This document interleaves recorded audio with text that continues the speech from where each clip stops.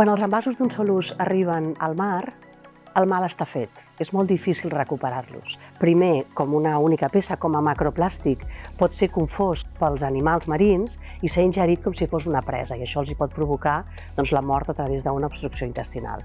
Però aquesta ampolla de plàstic després es desintegra i passaria a microplàstic. I aquest microplàstic després es deteriora a nanoplàstic. Tant com a microplàstic com a nanoplàstic tenen els seus propis efectes sobre els organismes marins, però també sobre nosaltres perquè entren a la cadena alimentària.